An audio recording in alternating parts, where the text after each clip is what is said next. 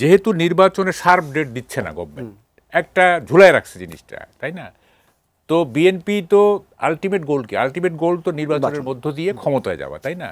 তো এইটা যদি প্রলং করতে থাকে গভর্নমেন্ট, এবং এটা যদি বোঝা যায় যে গভর্নমেন্টের মধ্যে আন্তরিকতার অভাব আছে, গভর্নমেন্ট আসলে নির্বাচনকে পেছানোর চেষ্টা করতেছে, ন্যাচারালি বিএনপি মানে আরও একটু হার্ড লাইন নেবে। খুব বেশি হার্ড লাইন নেয় নাই কিন্তু, মানে আপনি নিরূপকে জিজ্ঞেস করেন যে নির্বাচন না দিলে কি করবেন, তখন উনি বলবেন কি? উনি বলবেন যে কেন দিবেন, এটা যৌক্তিক দাবি, এইখানেই শেষ হয়ে যাবে। কিন্তু খুব বেশি হার্ড লাইন নিবে না। কথাটা হচ্ছে যে এগুলি আমরা বুঝি নিরূপা, এগুলি আমাদের বুঝায়েন না। তো ঘটনা হলো এই যে দেখেন, মানে কত কিছু ঘটে গেল দেশে। হ্যাঁ, বিএনপি সেই সরকারকে সমর্থন দিয়েই যাচ্ছে। তারেক রহমান একটা, মানে উনি আব্রাহাম লিঙ্কনের চেয়ে বড় গণতন্ত্রী হয়ে গেলেন। বিএনপি আটকে আছে কোন জায়গায় তাহলে? আপনার কি মানে আটকে আছে কোন জায়গায় তাহলে? বিএনপি আটকে আছে মানে কি? বিএনপি মানে কোনো ঝামেলায় জড়াতে চাচ্ছে না। তারা মনে করতেছে কি ইউনূস সাহেব বোধহয় নির্বাচন দিয়ে দিবে। সব মশার বিরুদ্ধে সুরক্ষা দিতে এলো বসুন্ধরা এক্সট্রিম অ্যারোসল, মশার বিরুদ্ধে এক্সট্রিম সুরক্ষা। কিন্তু আমি একটা পোস্টে লিখছি যে তারেক রহমান যেন ইউনূস সাহেবের সাথে কোনো মেলায় না যান, ওনাকে 7 বার বিক্রি করে দিবেন।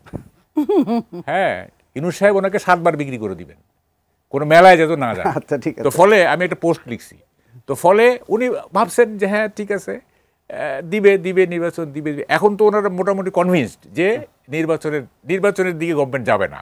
আচ্ছা, এবং এনসিপির যে কারণ দেখেন, এই তো প্রমাণ হয়ে গেল। এই যে এনসিপি কালকে নির্বাচন কমিশন যে যাবে এবং বলবে যে স্থানীয় সরকার, এটা গভর্নমেন্ট আলটিমেটলি এই লাইনেই যাবে। আমরা দেখতেছি এনসিপি যা দাবি করতেছে তাই হচ্ছে, এবং এনসিপির দাবির মুখে এক্সিকিউটিভ অর্ডারে আওয়ামী লীগ নিষিদ্ধ করে দেওয়া হলো। কোনো আইনগত আইনে যাওয়ার দরকারই মনে করলো না গভর্নমেন্ট। আওয়ামী লীগকে নিষিদ্ধ করো, অসুবিধা নাই, কিন্তু এটার তো একটা প্রসেস আছে। হ্যাঁ, দাবি করলো আর সাথে সাথে মিটিং ডেকে এক্সিকিউটিভ অর্ডারে মানে নিষিদ্ধ করে দিল। এটা কি বুঝি আমরা? এগুলো তো বোঝার তো কিছু বাকি নাই। তো ফলে মানে এই যে এই বিএনপি ইজ কনভিন্সড যে এনসিপির বাইরে গভর্নমেন্ট